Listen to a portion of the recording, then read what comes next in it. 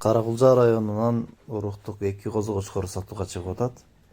Экөөнүн атасынын сүрөтүн видеонун аягына кошуп коебуз. Баалар өтө жөндүү, срочно чыгып атат.